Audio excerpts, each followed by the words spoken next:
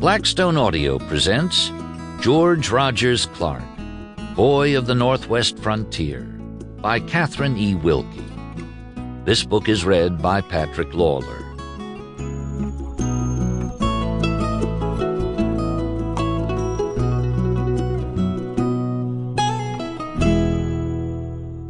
Dedication to Raymond with Love. Publisher's note. The term Indian for Native Americans was commonly used and accepted during the time of George Rogers Clark. It is not our intention to offend any ethnic group by its use in the text. We have kept it in the story as we feel it is important to stay historically accurate and true to the time period portrayed. Chapter 1. Goodbye to the Mountains. On a cold Virginia morning in 1757, 5-year-old George Rogers Clark went over to the first of the two wagons in front of his family's house. His father was adjusting the harness on the lead horse.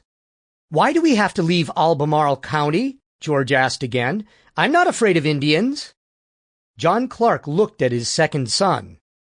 "I've told you," he said. "It will be safer back in Caroline County. That's just good sense." "But there won't be mountains, you said." "And there won't be Indian attacks either," his father interrupted. George ignored this. "Tom Jefferson won't be there."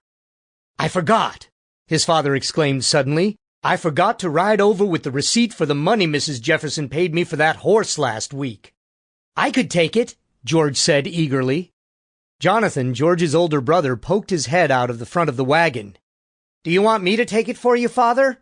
Jonathan called. George had already mounted his black pony, Soldier. "Thanks, Jonathan," their father said, "but George is ready, so he may as well go." He reached in his pocket and pulled out a piece of paper. "Now I'll get to see Tom again," George said. Eagerly, he turned the pony toward the gate. "Wait," his father called. "Didn't you forget something?" George looked back. His father stood with the receipt still held in his outstretched hand. George laughed and rode back to get it. Mr. Clark hid a smile as his son took the receipt. "You might not have to ride all the way to Shadwell," he said. "I heard Tom say he might go to the mill today. Stop by to see whether he's there. And hurry." "I will." George started away. John Clark watched his son ride down the road. George sat his pony well. Jonathan yelled after George, "Sample complete. Ready to continue?"